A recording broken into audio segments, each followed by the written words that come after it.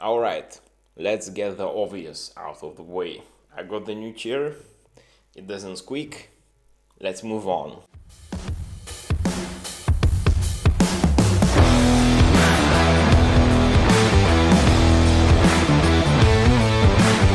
So if you're following my content on Instagram, Facebook, and of course here on YouTube, you probably noticed that I really got hooked on trout fishing this year. And because I've been posting a lot of content around trout fishing, I've got some questions: what gear do I use for it? Since most of the Europe is suffering from enormous heat, and we're suffering from rain every other day, and most of the streams are unfishable or they're super dirty and high water, and it's very hard to find any active fish, I've decided it's a perfect time to make this video because there is no much I can do else. So let's start from the beginning.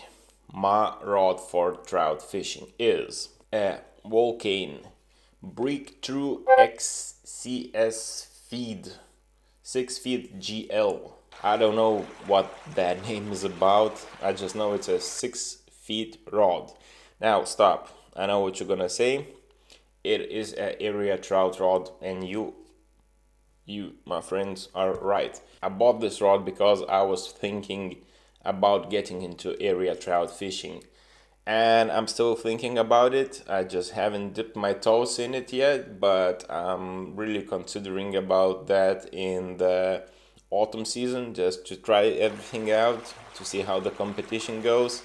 To just get to know the kitchen a little bit. When I was choosing my rod, I consulted a lot, and I said I want a rod for area trout, but I also want to use it in a stream. And there's not a lot of rods like that, because area trout rods are usually up to 4, maximum 5 grams.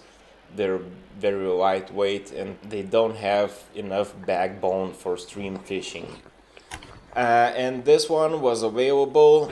They said it has a good backbone and you'll probably be able to fish it in the stream. I fished with it around 15 times now in the stream, and I really like it. It actually has a good backbone. If you could see this back end, I'm bending it quite hard, and it still has some strength in this area. The action on the rod is a moderate to a moderate fast. I wouldn't say it's a real moderate because it doesn't bend all the way from the handle. It bends somewhere from the first guide. It is a mid-entry level to the ValkeIN family. They have only 3 series of rods. This one is in the middle. I paid around 200 euros for it. And for a ValkeIN rod, that's cheap, believe me.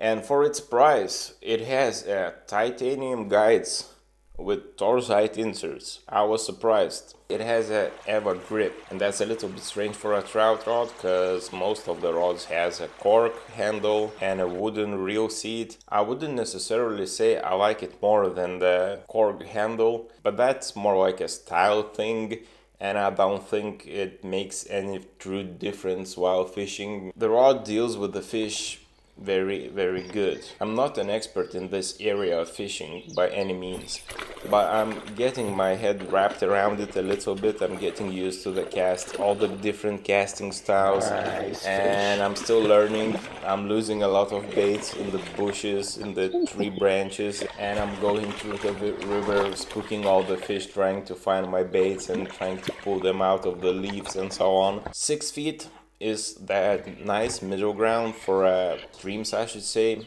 You still can cast your bait and present it without going out too much in front of the fish, and it's short enough so you can maneuver with it in that bushy style of fishing. When it comes to the baits with this rod, I'm casting spoons from 1.5 grams to about 6 grams and have no problems dealing with the 6 grams or 1.5 grams with this rod. It's sensitive enough and powerful enough at the same time, and I can variate in that area. When it comes to minnows, I'm using minnows from 25 millimeters to 65 millimeters. 65 millimeters sinking heavier minnow is the top what I would use with this rod. and it's on the edge, I would say. Fishing upstream, 65 millimeters is okay. You can do whatever you like with that bait. Casting it is no problem at all. You're not reaching the load maximum on your tip, and you can twitch that bait. The rod doesn't suffer from that. Fishing upstream with a little bit bigger baits, like 60 millimeters and around 6 grams would be maximum comfortable range for this rod. You won't break it with like 10 grams and 65 or even 70 millimeters, but you won't feel comfortable with this rod. Also, it has a very nice sleeve. It could be softer, but it's good enough. It has 2 sections. It closes nicely. The rod feels safe in this sleeve, and I'm really happy with it. More manufacturers could do sleeves like that. Now, second thing, the reel. I'm using a DAIWA Caldia LT model, the new one with monocoque body. Size 2000S with a shallow spool. Love the reel. It has just enough bells and whistles you want. Not super high-end and not the entry level too. It's light enough on this rod and it's smooth enough for me while fishing, so I don't need to think about it. One thing I can tell you as a beginner in trout fishing, if I would choose a reel now, I would go with a high gear ratio, definitely. That is one thing I'm missing right now, because while casting upstream and retrieving your bait with the stream, I'm working on picking my line with this reel. I'm missing some speed with it, especially in that faster stream. I bought this reel for my ultralight fishing setup. Here's all the specs if you want them. Again, my advice is, if you're searching for a reel, doesn't matter really your budget, whatever you feel comfortable with, I suggest go with a high speed reel. You will thank me later for that. Line on this reel. There's a different story with the line. I started with a braided line. I liked it. I don't know what all the buzz was about when those anglers who fish for trout their whole life are saying that you have to use fluoro for trout only or mono for trout only and no braided line because you lose fish and it's bad because of that and this. Because I liked braid fine. Lost normal amount of fish, like 1 out of 5 fish. I think that's completely normal. But being curious and wanting to learn a lot, I spooled up some fluoro just on top on this reel, like 30 meters, and I tried fishing with the fluoro for a few times. Fucking hate that. I lost a lot of sensitivity. I don't know what's going on under the water. If the fish bites, I only feel like a little snap on my bait. Feels like I got a little grass on my hook or something like that. And other thing that is way more important. How do you hook the fish? Tell me the secret. Because I couldn't hook anything with it. I pull my rod to hook the fish. The line compensates a lot of that pull and I barely can hook anything. And also because the sensitivity is down, I will feel the bite way later. Last time I was at the river, I lost the biggest trout I've ever seen. It looked more like a sea trout than a regular trout. And maybe it was a sea trout, I don't know. But that was a monster and I barely felt a bite. That was a trout of a lifetime. I lifted my rod up to see if my bait doesn't have any grass or any dirt on it because it felt strange, and I lifted my rod with the fish on my bait with a giant trout and it was barely hooked and it just shook its head and ran away. I stood there for a minute and I had some words to say. Jesus Christ. Oh boy. So I went back to braided with a fluoro leader.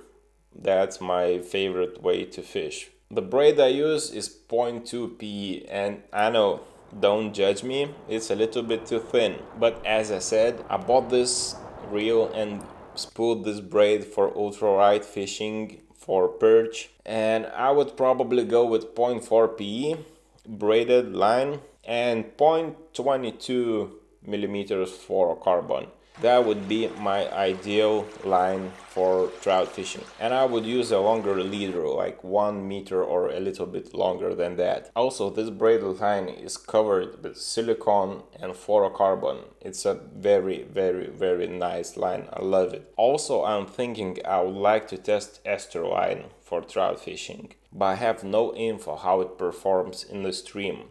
If any of you had tried ester in a stream fishing, let me know how you like it. Is it good? Is it bad? You haven't decided yet. If it's somewhere in the middle or towards the good impressions, I will definitely try ester line, because that thing looks interesting to me. So that's my basic setup for trout fishing. I'll do one more clip on my top 5 lures for trout fishing so far.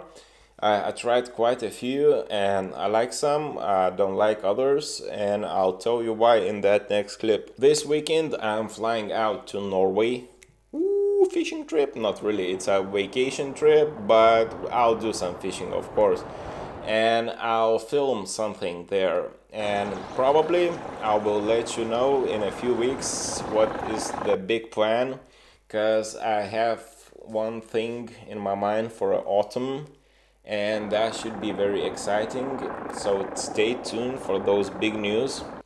I hope you like this video. If you have any questions about the setup, ask me in the comments below, and I'll see you next week with that clip from Norway, so stay tuned for that.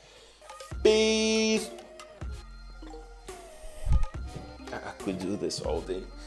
No noise, no squeakiness, just a nice... Bring me my cacao and my book, woman. Right, enough.